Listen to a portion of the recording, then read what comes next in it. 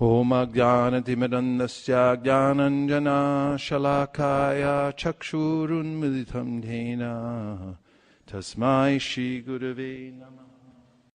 So we've been engaged in the monthly Sankirtan festival of unlimited prayers.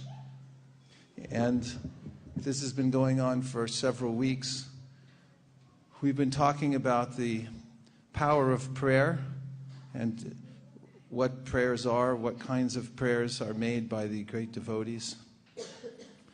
And also the devotees have been meditating on Prahlad Maharaj, for whose sake Lord Nrsimhan appeared in this world. And they've been in the mood of Prahlad Maharaj, who was very much concerned with the condition of the world and giving mercy to others.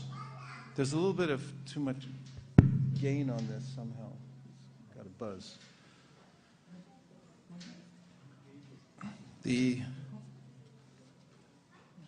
pastime of Lord Nrsimhan is something extraordinary, that Hiranyakashipu had so much determination to perform austerities that were so severe that no one can hardly imagine what he went through, standing on his tiptoes with his arms reached toward the sky.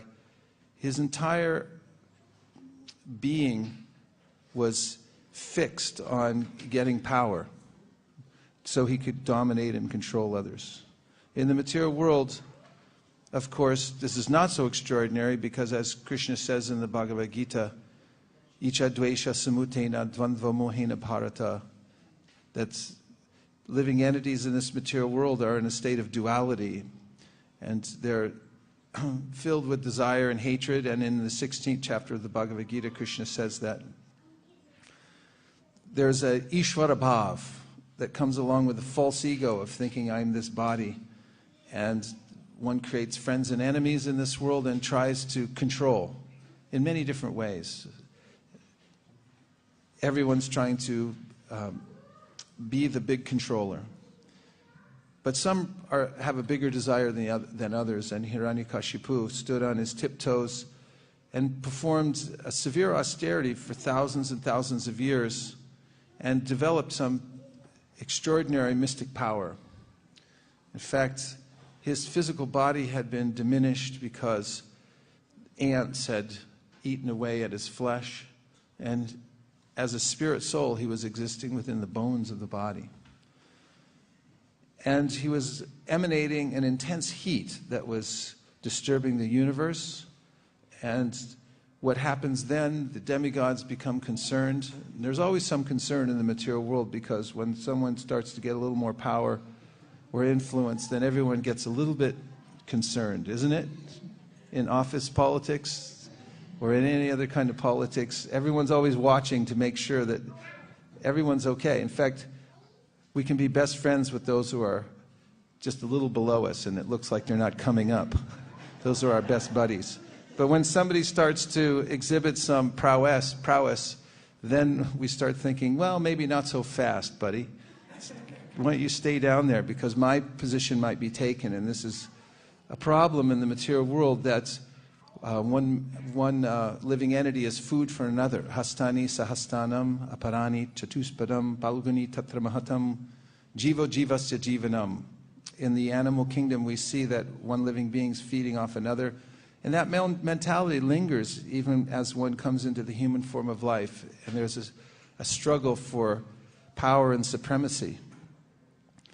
And the demigods, being concerned, went to Lord Brahma. Lord Brahma came to appease this Hiranyakashipu, who before Lord Brahma was so obsequious, lying down on the ground, offering his prayers, saying, "Oh, you are the Supreme Lord, please benedict me." And all the time he was hoping for coming to the point of getting an airtight contract, really his business.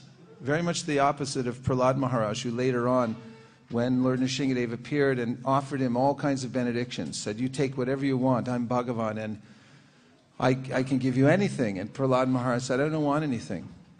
Similarly, we see in Lord Chaitanya's pastimes the devotees like Sridhar, Kulavecha Sridhar, when Chaitanya Mahaprabhu manifested his Mahaprakash and showed that I am Bhagavan. And he was giving opportunity for all the devotees to take a benediction. He said, Sridhar, take a benediction. Sridhar said, I don't want anything. I just want to be your servant, life after life, wherever I am. This was the mood of Chaitanya Mahaprabhu, who said that I don't even want liberation. I just want to be your servant. That's the saintly mentality. But the demoniac mentality is that I want an airtight contract, that I can be the controller. And he was asking Brahma that you give me the benediction that I won't die. And of course, Brahma can't give that because he's not Mukunda. Only Krishna can award that. And of course, we don't die anyway. The soul, Krishna explains, Najayate mriyate va kadachin, that the soul isn't born and it doesn't die. But still, being attached to the material world intensely and wanting to enjoy, Hiranyakashipu asked that, give me this power that I won't die. And he asked for benedictions using his intelligence, thinking that he would beat the system in the material world. And of course, we all know he asked, not in the day, not in the night, thinking that covered everything, forgetting about the twilight, which is neither day nor night. And he asked, not inside or outside, and thinking that covers pretty much everything. But it didn't cover the entryway to the palace, which is where he was killed. Not by any weapon, and the nails of the Supreme Personality of Godhead, Lord Nrsimhan, are what killed him, bifurcated him. You can't consider nails necessarily a weapon or a non-weapon, sort of, it wouldn't. Kurnath? That's why he's on the panel here. Okay, he's confirmed, neither weapon. No, I think we can get that by the jury. And he over and over asked for these benedictions that I can be safe. Everyone wants to preserve what they have in the material world and wrap it up. In fact, in so many ways, the demoniac mentality is pervading the world in the way people try to wrap up everything, insurance policy on everything, travel insurance, weather insurance, party insurance, car insurance, house insurance, everything insured. And then at the end, it all gets taken away anyway. Mrityu sarvaharaschaham. Krishna comes, he says, it's death, and I take away everything. There's no assurance here. Deha patra kalatradeshu atmasaini sasvatsapi. Tesham pramato nidhanam pashyanapina pashyati. Shukadev Goswami says, even though we see that we're surrounded by fallible soldiers, means whatever kind of protection I have, it'll be vanquished eventually. Still, pashyanapina pashyati, hope against hope. I try to protect my position in the material world. This is strenuous. It's called the hard struggle for existence. Very hard to maintain the status quo in the material world. Hard to get ahead also. And then once you get ahead, it's hard to keep the pace. And all the time we see people become big heroes. And they're world-renowned, they're rich, and then they lose everything. And at the end of their career, it's all washed away, even their fame. And this happens in the material world. Nothing is stable here. And Krishna advises us in the Bhagavad Gita that it's not a stable world. And he says, take a look at this. Make sure that you don't place all your assets in this material world. Don't be attached to them. So Hiranyakashipu got what he thought was a perfect arrangement from Brahma. And just after getting all these benedictions, he began harassing everybody. This is also the symptom of a demon. As soon as he gets some asset, then he flaunts it. And he uses it to control other people. And that's what Hiranyakashipu did throughout the universe. He terrorized the universe. One of the chapters in the Bhagavatam. Hiranyakashipu terrorizes the universe. Headline. And you look around the world too. Little Hiranyakashipus everywhere. You can see. And, such and such is terrorizing the citizens. It goes throughout history.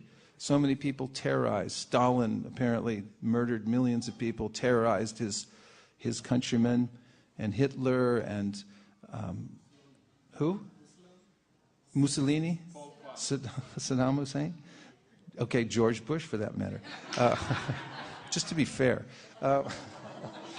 In any case, there's a way in which, given power, given some influence, then I might think about misusing it.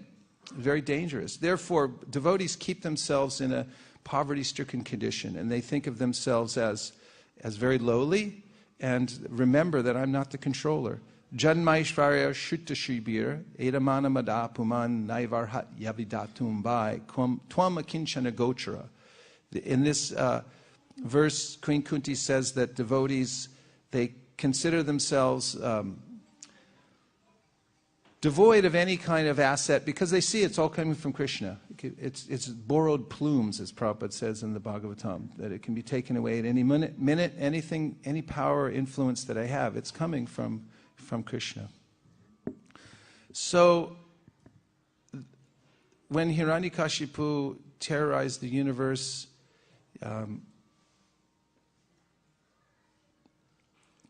even the great demigods were under his control. This is how much power he had. The only three that weren't under his control, Brahma, Shiva, Vishnu. And he had so much influence over the universe at the time that even Narada Muni was spending a little time with Hiranyakashipu. Which is interesting because he's a pure devotee, he travels wherever he wants. But I found it interesting because even if one is situated in the process of pure devotional service, there may be compromised situations. We might find ourselves in a situation that's not ideal. We see it with the Pandavas also, pure devotees. But even Narada Muni mentions in the Bhagavatam that, isn't it amazing that they went through so much? So, a lesson we can take, we shouldn't expect that just because we're practicing devotional service that the material world won't disturb us. Or that when Krishna says, I carry what you lack and preserve what you have, it doesn't mean that he's going to make your material life perfect. So, he had a son. And this is another part of the demoniac mentality when a person who has material aspirations and attachment in the material world has a son, he begins to think, I want him to be just like me. In fact, Prabhupada points this out, that sometimes a man will go through a very troublesome life. He goes through kindergarten, which is troublesome. Nobody likes kindergarten, at least I didn't. You have to go away from home and finger paint and all that stuff. And then you got first grade and through 12, all the social adjustment and how do you fit in and all these kinds of things. Does this sound familiar or is it just me? And then that's why I quit school. Smartest thing I ever did. But it's a hard struggle, and then one gets a job if you can find the job somewhere, and you have to work very hard to get ahead. And oftentimes there's depression, there's ups and downs, and great struggle. And then somebody has a son. Son wants to become a devotee, and the father says, no, don't do that. Do like I did. Become like me.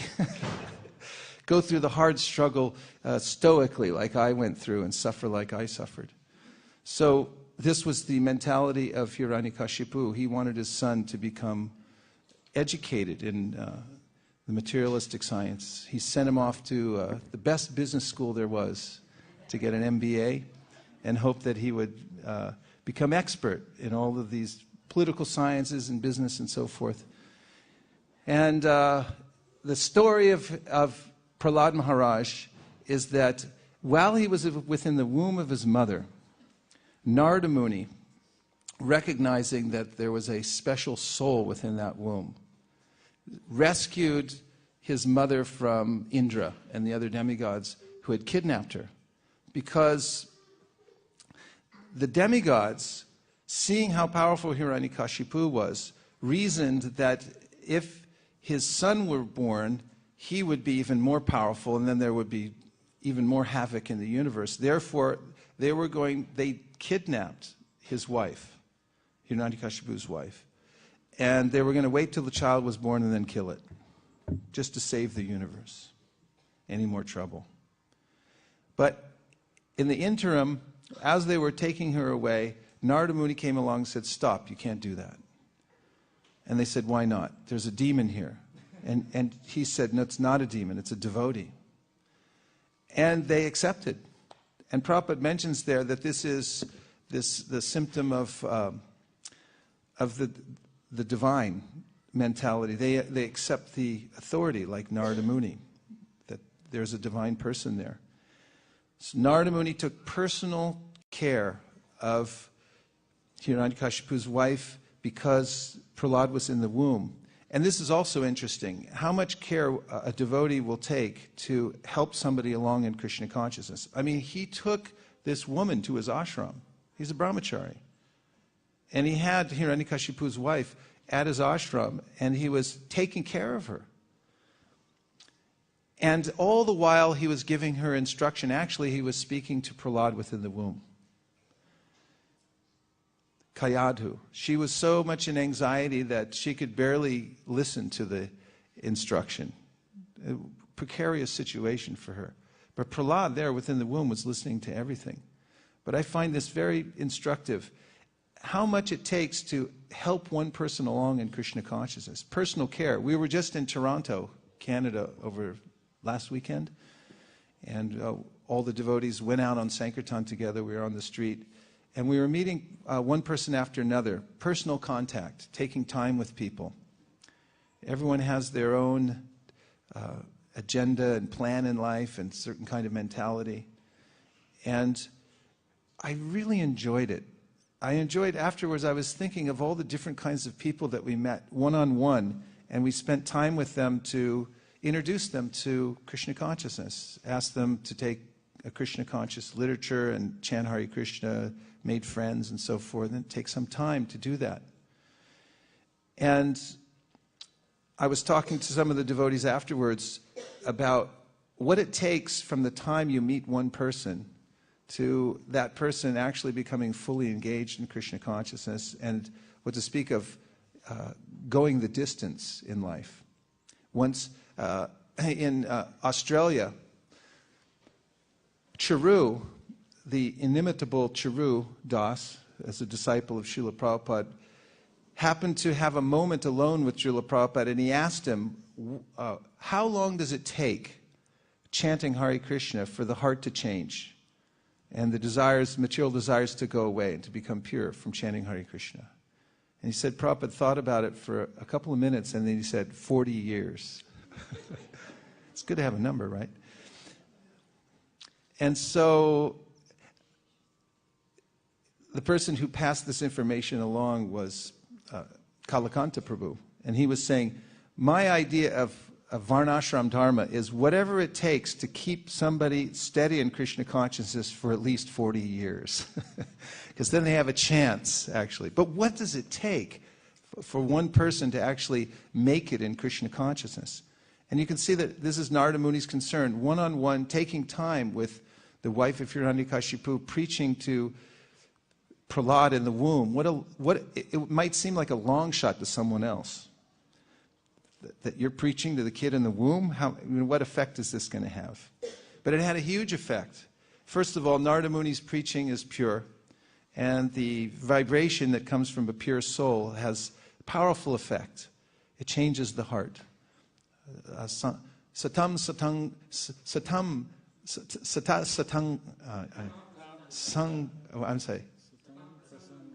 Satam prasangam mama virya sambido bhavanti hrit karna rasayana kata. The Bhagavatam describes, Kapila Dev describes how the words, the vibration of a pure devotee, it changes the heart. It can actually affect us in that way to bring us to Krishna consciousness and elevate us. So as it turns out, Prahlad Maharaj was a great devotee, and he became very much attached to his spiritual master, Narada, from hearing from him in the womb. Later on in his prayers, in several places, he mentions his spiritual master and says, how can I leave my spiritual master? That I just want to be a servant of my spiritual master. Here he is, the Supreme Personality of God had appeared personally to protect Prahlad and to say, what can I do for you, in front of all the demigods, in front of the whole universe. And Prahlad's only prayer was, I just want to be a servant of my spiritual master.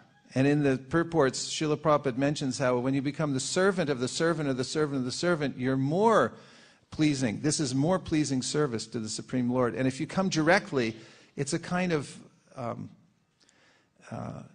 it's too abrupt. It's not accepted by Krishna. He accepts when you have the mentality, I'm the servant of the servant of the servant. The prayers by Prahlad Maharaj show us the proper etiquette, how to approach the Supreme Personality of Godhead. So Prahlad was such a saintly boy. He was sent off to school with Chanda and Amarka, who were the sons of Shukracharya, and they gave him the MBA training, the whole package. And then they brought him back to Hiranyakashipu because the father wants to know, how's my son doing in school, right? And so, my dear Prahlad, what's the best thing you learned? And Prahlad said that people who are in the dark well of material household life can never understand Krishna consciousness. And his father was aghast. He said, what are you talking about? And he called the teachers and said, what did you teach him? What kind of nonsense are you teaching in this school? And they said, not us. We didn't do it. It's hard to understand where Prahlad got this. He got it in the womb. And so they send him back for more training, and the second time he came back, and Hiranyakashipu asked again, so what did you learn this time? And he said, Shravanam, Kirtanam, Vishnu Smaranam, Padasevanam, Archanam, Bandhanam, Dasyam, Sakyamatma, Nivedanam, all the processes of devotional service. And now Hiranyakashipu is becoming furious. And again, he chastises the teachers, and again they say, it's not us, there's nobody here.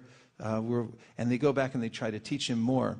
Meanwhile, at school, Prahlad's teaching all his playmates that you should become Krishna conscious. He tells them, although they were 5 years old, Komarat acharit pragno dharmam bhagavatam miha drulabam manasam janma tadapya dhruvam artadam. He says, you should start your practice of Krishna consciousness when you're young. Don't wait till you're old. Sometimes people think that I'll wait until later. Some other day I'll do this. But we don't have that. We don't have that luxury. We're like kamala dala jala jivana talamala, like a little bead of water on a lotus leaf. It can slide off at any moment, and we don't know. We can be lost. We have to cultivate from the very beginning. We have to develop spiritual strength. Krishna says in the Bhagavad Gita, prayana kale manasachalena bhaktya yukto yoga balena chayava bruvor madhye pranamavesha samyak satam param purusham upaiti divyam. That at the time of death, you have to have yoga bala. You have to have some strength. And in the purport, Prabhupada says that you have to have practiced throughout your lifetime some kind of yoga. Prabhupada said, drops a day wear the stone away. Some kind of a regulated process of connecting yourself to the Supreme Personality of Godhead every day. You have to become accustomed to it. Is there supervision? Or is it Kumbh Mela outside?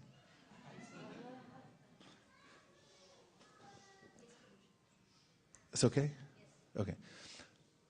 So Prahlad told his friends, take to Krishna consciousness. Now he said, look at it this way. If you look at time management, people are wasting their whole life. You barely get even a moment for Krishna consciousness. Because first of all, he said, most of your life is wasted in sleeping. And then if you look at the different phases of your life, when you're a little baby, all you want to do is eat and sleep. And then when you become a child, you want to run wild and play. And then when you become a young adult, then you become enamored of the opposite sex. And then after that, you have to go to Home Depot. That's a fact. You got to go to Home Depot and you got to work hard to pay for all the bills and everything like that. Barely have any time. Prabhupada said when he went out to distribute Krishna consciousness in Delhi, chronic disease of modern man, no time. Busy, busy, busy. Have a look at this. Please take Krishna consciousness. Sorry, no time. And then when one becomes old, even if you have the best laid plans and you think when I get old, then I'll really get into Krishna consciousness.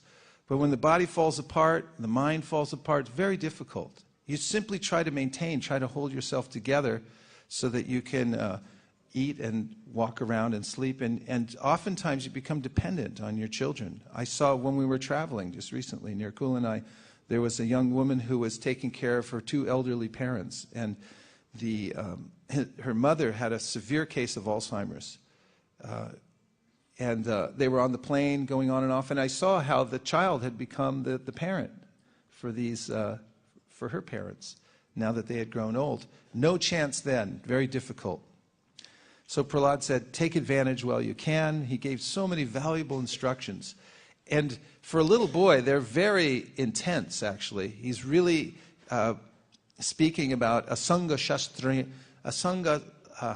dridhena chitva, as Krishna says in the Bhagavad Gita, cut down the tree of material life. Don't hang around here and think that I'll adjust or later on I'll do it. But he was very heavy about saying the material world's a temporary place. Don't get entangled here. Sobering advice. And so finally, when Hiranyakashipu realized that Prahlad was incorrigible, he became very angry at him, and he said, you've sided with the enemy. And this is the mentality of a person who has a vested interest in the material world. He chooses sides, says, these are my friends, these are my enemies. And he had held an extreme grudge against Vishnu for killing his brother Hiranyaka. And now he saw that Prahlad was, the way he reasoned, Prahlad siding with Vishnu, my enemy. And he said, so done with this. If you have a diseased limb, you should cut it off. So he said, now I'm going to kill him. So he tried to kill his son. But it wasn't possible because Vishnu protected him. And there are all kinds of ways described in the Bhagavatam, blood-curdling description of how he tried to kill his own son by poison, by drowning, by throwing him off a cliff. And in all cases, Prahlad Maharaj was protected by Vishnu. And then Hiranyakashipu became very afraid of his son. And his position of power began to falter. He was thinking that there's something more powerful than me. And this is the nagging feeling of everyone in the material world. Although I go on trying to adjust here, and I may think that I'm the controller and so forth, I always feel uncomfortable in the material world, and we always will, until Jeev Krishna Das E Bishwash Korletor Ardukanai, until I just surrender and say I'm a servant of Krishna. All other positions are precarious and uncomfortable. And there's a story, The Princess and the Pea, that we grew up with, where the princess was estranged from the kingdom, and then they were trying to find the real princess. There were a lot of candidates who came forward and said, I'm the princess, I'm the princess. Maybe I'm telling it wrong, but it'll work in the end anyway. So that finally they decided a test to find out the real princess. So they piled up mattresses, and underneath the mattresses they put one hard pea. And then they asked the princesses to sleep on the mattress without telling them what the test was. And all the false princesses, they had a great night's sleep. But the real princess was tossing and turning all night long. And then and they said, how was your sleep? So, I couldn't sleep. There was some little hard thing underneath. Idea was that her body was so delicate that she couldn't maintain that sleep because the pea was disturbing, even under 7 mattresses or something. And so we're very delicate. The soul is the most subtle. You consider how subtle is the mind, the intelligence. The soul is sentient. It means it's sensitive to everything, and this is we're a feeling entity. We have deep, intense feelings, and we're very sensitive. And in the material world, we're victimized by the material energy, and our senses become blunted, and we're abused over and over again by this environment. And so the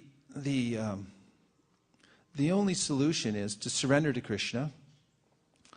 And Prahlad was completely surrendered to the Lord. And when Hiranyakashipu asked him, where is your Lord to protect you now? And he personally was coming to kill him with his sword. Then Nrsimhan, who is everywhere, he is within every atom, burst forth from the pillar and had a duel with Hiranyakashipu. He played with him a little bit first, which is also, there's an interesting lesson in this that Prabhupada mentions, that while Hiranyakashipu and Lord Nrsimhan were fighting, of course the demigods were all watching. because they wanted to see an end to this trouble in the universe so they could go back to the status quo.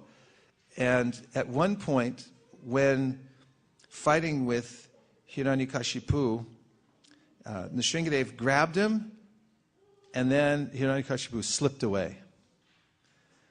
And there was a gasp from the demigods. It was especially fearsome because not only they thought, well, maybe he will lose. Nrsimhadev might lose now. And then also they were thinking that we're watching. And already we were being persecuted by now what might happen. An interesting contrast, because Prahlad Maharaj had no fear the whole time. And the reason, he had no vested interest in the material world. Our only connection to the material world, according to the Vedas, asango hyayam purusha. We have nothing to do with this world. Nothing to see here, nothing to do. But our only connection to this material world is our attachment to it. We have various attachments. Take those away, there's nothing to see here, nothing to do. Prahlad Maharaj had nothing to do except the service of Krishna. And the demigods, they had some vested interest in the material world, so they were very fearful of the whole situation. That's why we become fearful. Bhayam dvitiya, because we think that we have a separate interest from the Lord. If my interest is the same as the Lord's, then I have nothing to worry about. So Prahlad had nothing to worry about.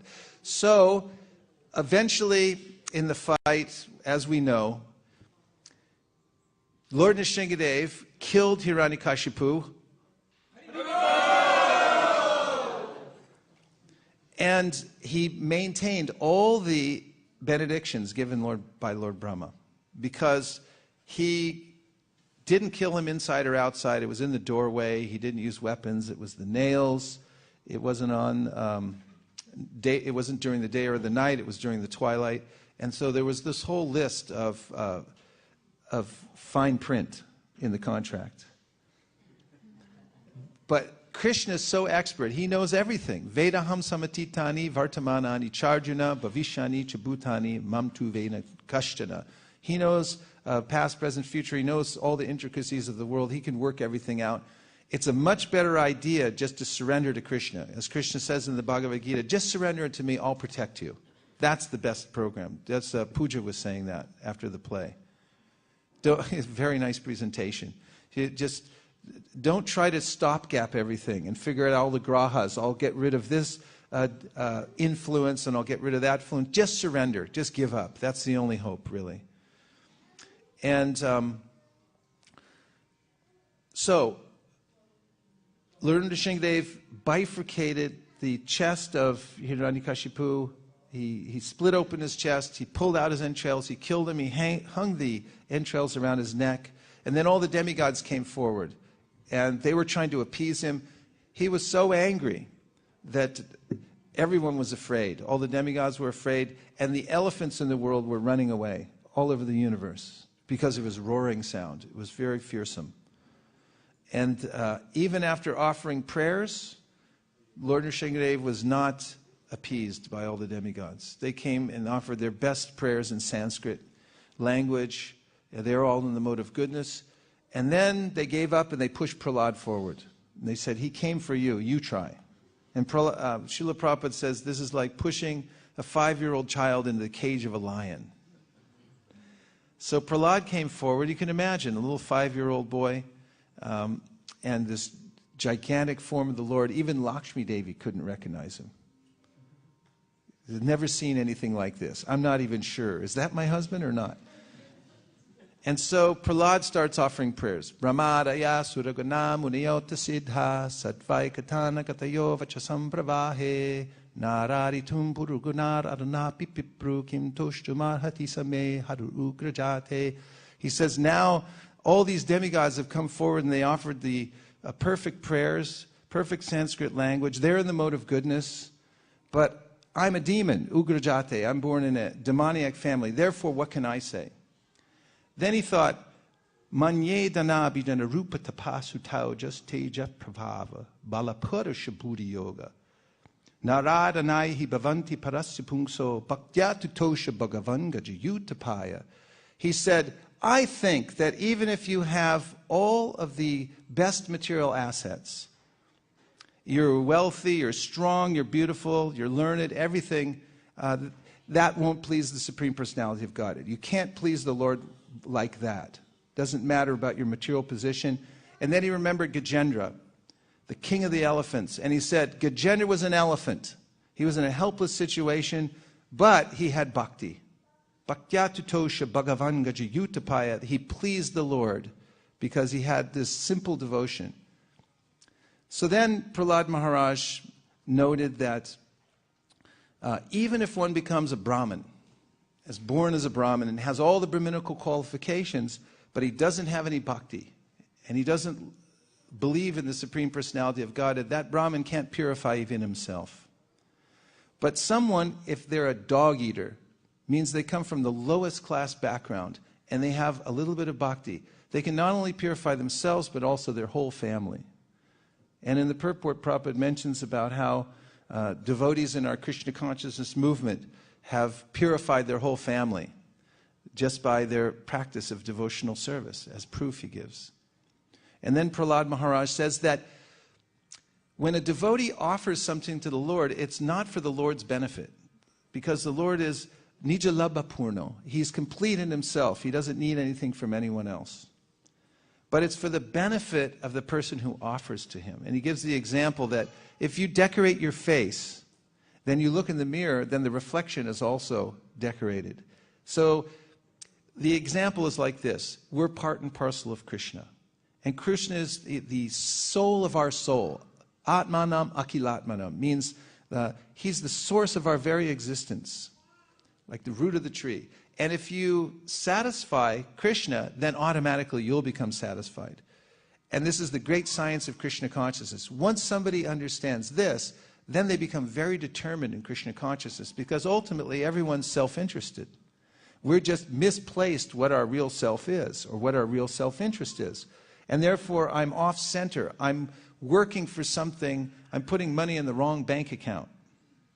It's a waste. We used to have this play where the person was collecting all this money, and then he would take it and he'd put it in the wrong bank account, one number wrong. And at the end of his life, he goes back to collect all the money. And they say, sir, you're broke. You don't have anything. Nobody put anything in. And then, of course, he put the money in the wrong bank account. So in the material world, everyone's depositing all their energy, all their wealth, all their interest, everything in the wrong bank account. So Krishna consciousness means to realign. Just understand that your real interest is in serving Krishna. And then just as a materialistic person becomes greedy to make money, doesn't have any time for anything else, similarly a devotee, when he or she understands that my real interest is in serving Krishna, becomes just as greedy, and similarly has no time for anything else, because realizes my interest is in serving Krishna, not in wasting time anywhere else. This is great revelation. And the devotee feels satisfied. When the Lord's satisfied, we feel satisfied. When you do yajna, that is, when you do, your activity is dedicated to Krishna, then we become satisfied. And not otherwise. There's no other way to become satisfied. And then finally, Prahlad Maharaj says, so now my conclusion is that anyone from any position, if you're simply sincere, if you offer prayers to the Lord with sincere feeling, he'll accept it. And therefore, he encourages everyone. He encourages all of us. He says, offer sincere prayers to the Lord. He concludes like this. And then he begins his prayers in earnest to the Supreme Personality of Godhead, Lord Nrsimhadev. And those prayers are so rich with the Vaishnava Siddhanta. You can study them over and over again. The one point I'll just mention is what Srila Prabhupada gravitated to so much and appreciated and expressed out of the prayers of Prahlad Maharaj, where Prahlad Maharaj says, I'm not interested in my own deliverance.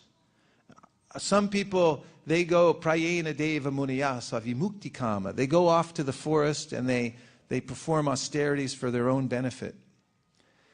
And Prahlad Maharaj says, these may not be successful because there's some false ego involved. It's just for myself.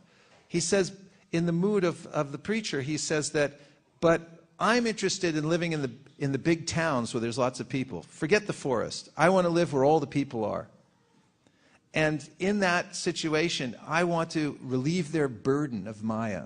They're carrying around this heavy burden. I want to see that each one of them becomes relieved of that burden by giving them Krishna consciousness. And this was the mood of Srila Bhaktisiddhanta Saraswati Thakur, Bhaktivinoda Thakur. Move to the city, start a youth hostel, get involved with society, and inject Krishna consciousness for the benefit of the people. That's the International Society for Krishna Consciousness. We are following the mood of Prahlad Maharaj and being passed down to us through our great acharyas, the same mood. So then finally we see Prahlad was tested by Lord Nrsimhadev, who offered him all kinds of benedictions, said, take something, and Prahlad said, I'm not a vanik. I am not a merchant. I'm not serving you for something in return. I don't want anything. And this is the basic platform from which one can grow in Krishna consciousness, if one has this mood of Prahlad Maharaj, that service for service. Then we can become satisfied. Savai pumsam paro dharmo yato bhaktir dhok saje. Ahaitu kiya pratiyata yayatma suprasidati. Sudha Goswami says that only devotional service that's unmotivated and uninterrupted can completely satisfy the self. So these pastimes of Prahlad Maharaj were cherished by the gopis. Someone asked me the other day, why would the gopis be interested? They're in Madhurya Ras, and this is about something completely different. But actually, the gopis appreciated the devotion of Prahlad Maharaj. This is the mood of devotees who are highly situated. They appreciate all the sacrifices of all the devotees. In fact, in the Brihat Bhagavatamrita, when Narada Muni goes to various devotees and say, who is getting the most mercy? Every one of them says, I'm not getting anything, and points to the next person. Finally, he goes all the way to the gopis, and they say, we're nothing. Look at all those other devotees. They're performing so much service. And so, Prahlad is famous there. Srila Bhaktisiddhanta Saraswati Chaitanya Mahaprabhu, before he had his Antya-lila, he constantly heard the pastimes of Prahlad Maharaj. And he was in this Acharya Lila, teaching how one should be, how one should live one's life, the mentality one should have in order to make advancement in devotional service, showing by example Prahlad Maharaj. He's the gold standard in devotional service, desireless, service for service. And Srila Bhaktisiddhanta Saraswati Thakur told his disciples, you should hear this pastime 108 times. And then, of course, we see Srila Prabhupada over and over again. The commentary, so many classes that he gave about Prahlad Maharaj over and over again. And now we're going to hear a few words from Satyadev Prabhu, who just moved back a row, who's just back from Japan, from the mood of Prahlad Maharaj, traveling around the world. Now, Tokyo is the biggest, is it biggest city in the world? Yes. Biggest, yes? Tennessee? Nashville? Tokyo is one of the biggest cities in the world, and Satyadev Prabhu has recently come back from there, where he was preaching Krishna consciousness. And if you'll help me in bringing him up here with a big round of applause. Haribo!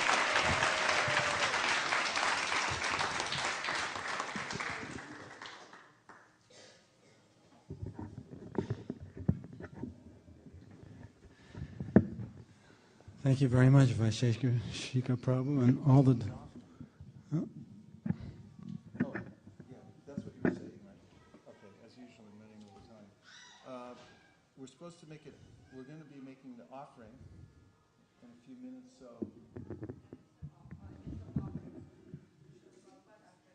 Yeah, after this. So, okay, we'll go.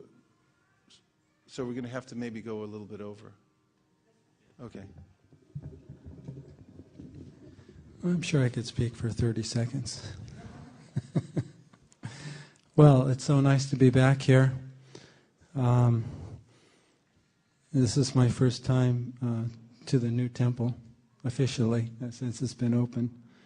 And it's nice to see all the devotees here, and it's a real oasis or a place of light in the darkness.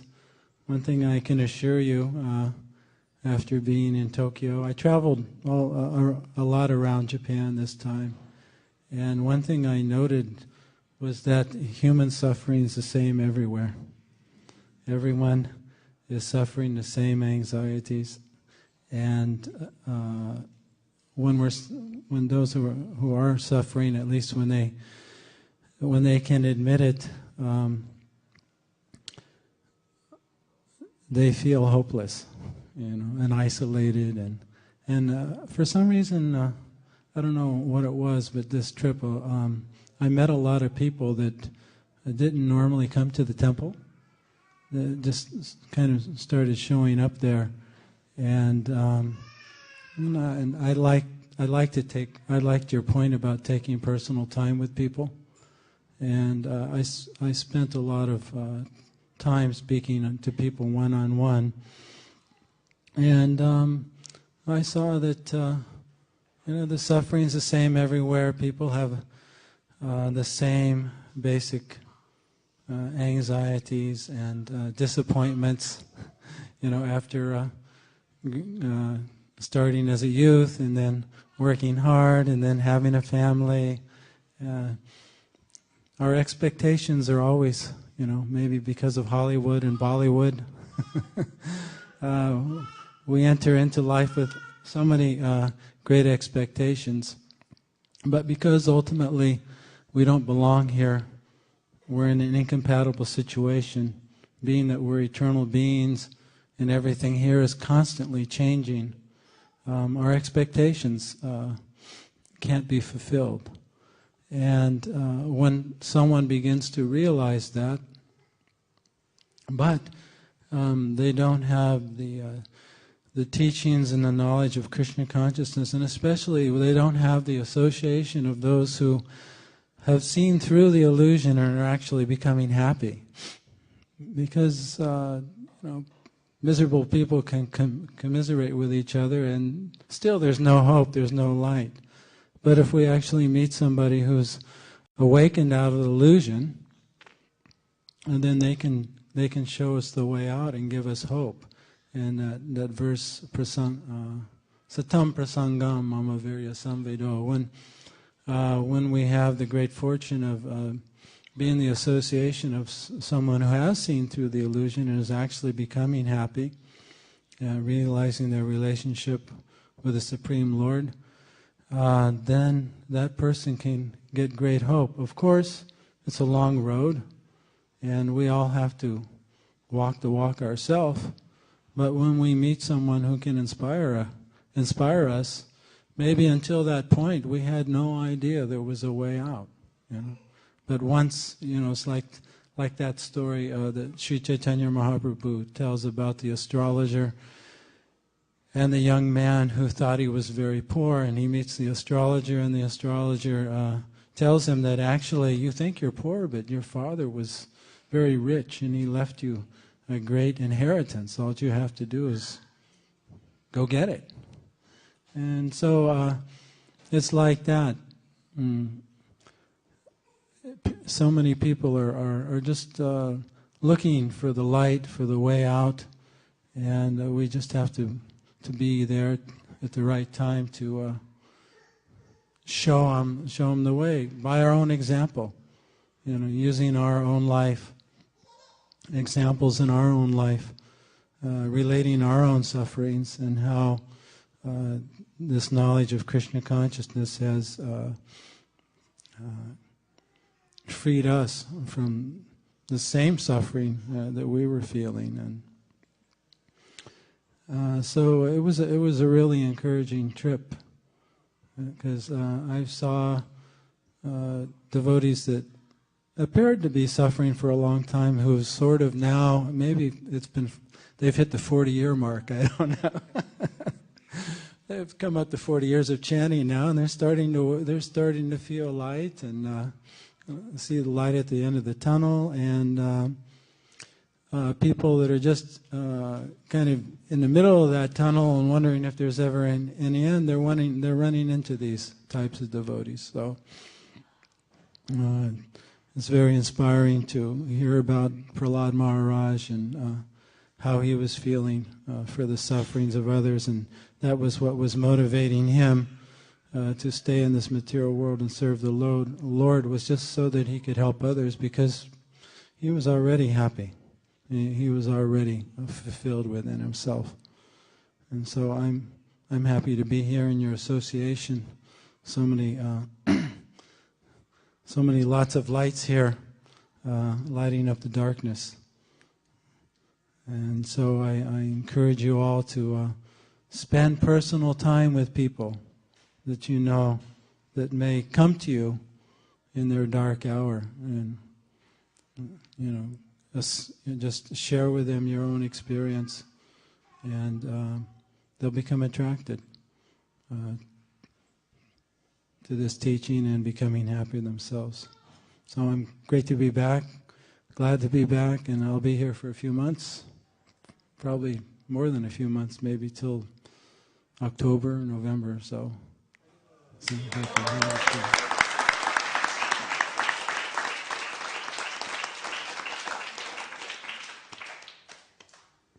Kurnath, you want to say a few words?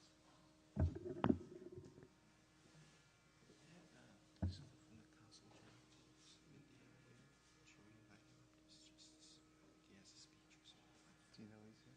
Yeah. Okay, bring him up. Who's that? They can sit here. Hare Krishna. So it's very nice to be here in the temple, the new temple.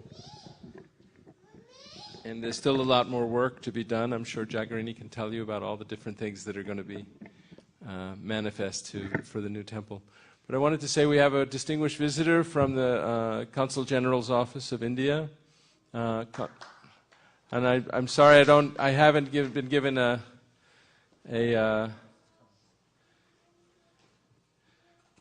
but okay, this is the consul for the consulate in San Francisco, and his name is Devabrat Chattopadhyay, and please welcome him. Can you come and say something? Just.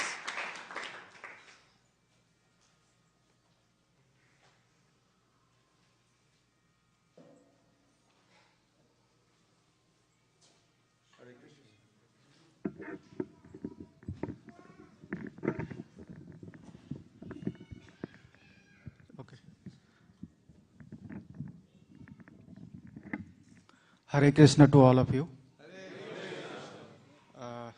Thank you. I feel myself very honored to be invited, and I want to thank all of you, and my heartfelt gratitude to the administration and management of the new ISKCON temple in Mountain View. And on behalf of the consulate and on behalf of the respected Consul General Mr. N. Pansasarthi, I would like to thank you once again.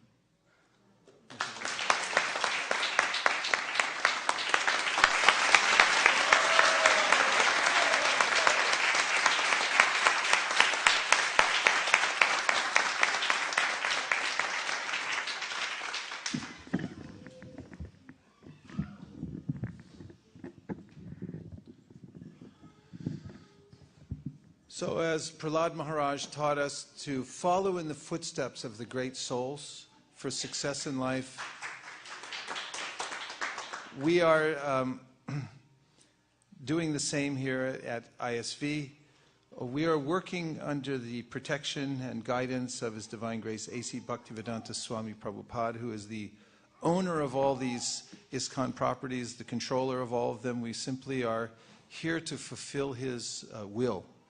And in doing so, one has great success because one doesn't have to be a great personality, but if one follows a great personality, then one is eligible for the same result that the great personality has received. So this is what our ISKCON movement is. Now, this brings us to our mission here at ISV, which stands for International Society for Krishna Consciousness at Silicon Valley, or Individual, Spontaneous, and Voluntary Service, which is rendered by the members of our society.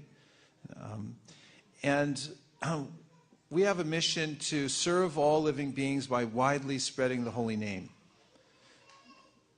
According to the Shastra, this is the greatest kind of benefit that one can bring to someone because it touches the soul and gives one the spiritual capital to come out of the material world and be free from the entire business of birth, death, old age, and disease. And so to that end, every month we hold a monthly Sankirtan festival.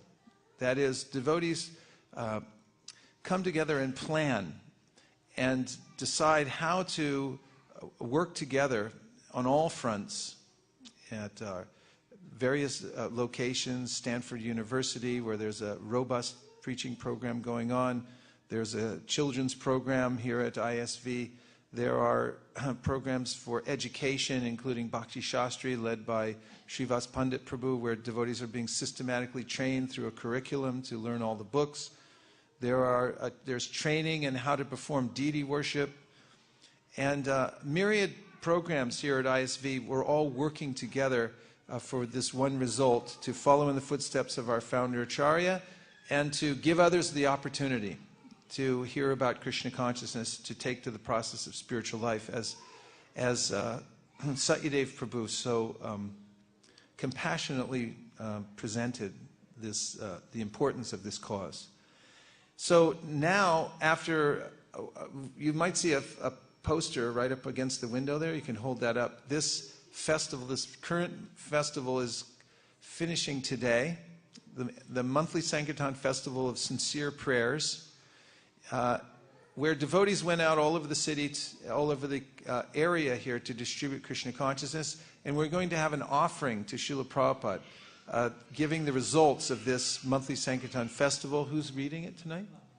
Malini Mataji, who is the co-Sankirtan leader at ISV. No small post in the scheme of ISKCON these days. We'll stand up around Srila Prabhupada, also giving him access to see the deities. And then we'll have complete pin drop silence. Not even a breath will be heard.